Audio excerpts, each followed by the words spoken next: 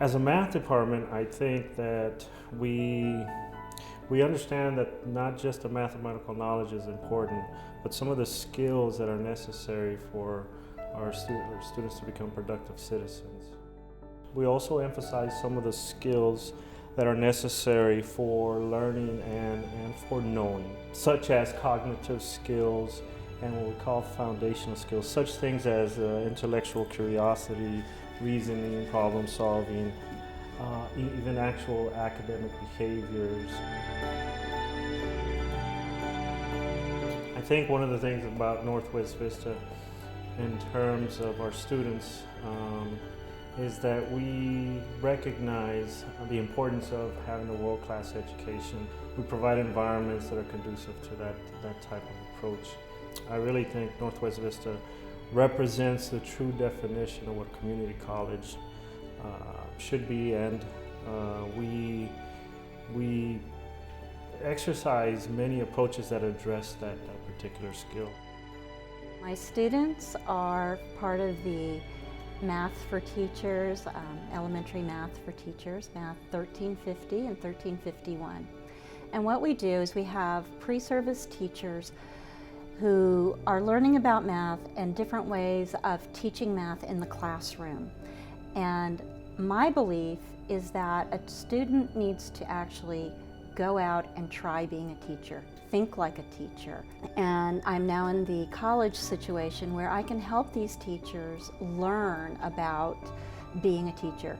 When you think like a teacher, act like a teacher, it's totally different than being a student in a teaching class.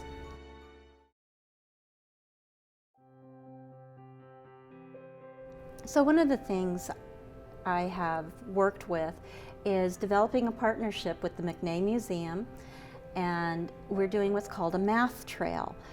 And what my students are doing is they're taking the Texas State Standards, they're picking the grade level they'd like to teach, and they have to come up with activities that combine art and math together. And what math do you see in this? A chair. But I'm hoping they'll start looking at what are the angles that they see. Do they see right angles? Do they see parallel lines? Do they see perpendicular lines? What is the relationship between the lines?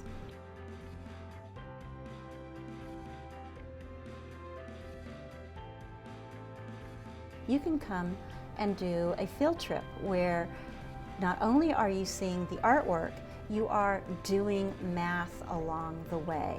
So you will find the piece of artwork, you'll learn about the artwork, but you'll also learn some math. There's math all around us. When we look at the floor tiles and counting and calculating the floor tiles and looking at the works of art and the angle that the works of art cast, the angle of the shadow that the works of art cast in the wall, it's kind of one of those, you don't think about it till you see it, but there are lots of mathematical problems, lots of mathematical solutions around us.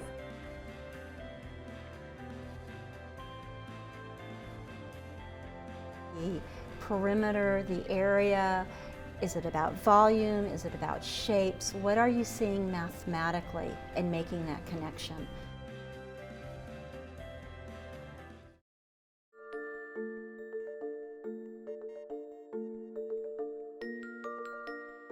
Our activity has to deal with 5th grade, 3rd grade. You're in a 4th grade classroom. Rectangular prism with unit cubes. Compose and decompose of a fraction. Foldables in the classroom or graphic organizers. Is go inside of the gift shop inside of the McNay, and they would find a jewelry box. The picture of the window, the glass window.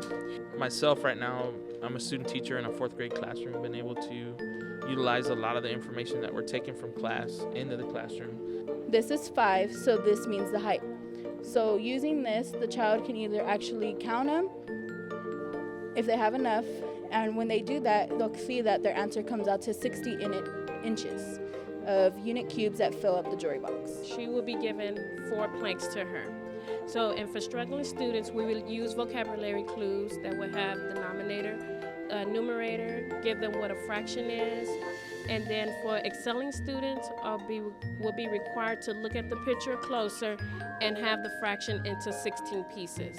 With one of the lessons that I just got done doing, the students had a lot of success with it, putting it together.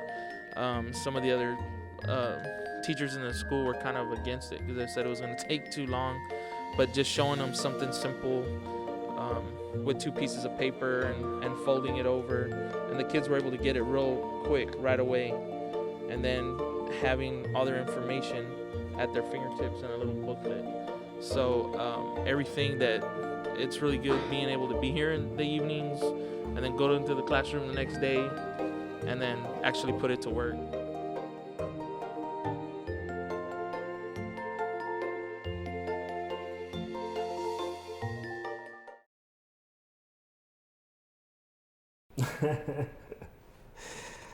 That threw me off a little bit. That wasn't coming out right anyway. So. Man, I'm an expert in corporate learning now, I forgot. No, you're okay. You're fine.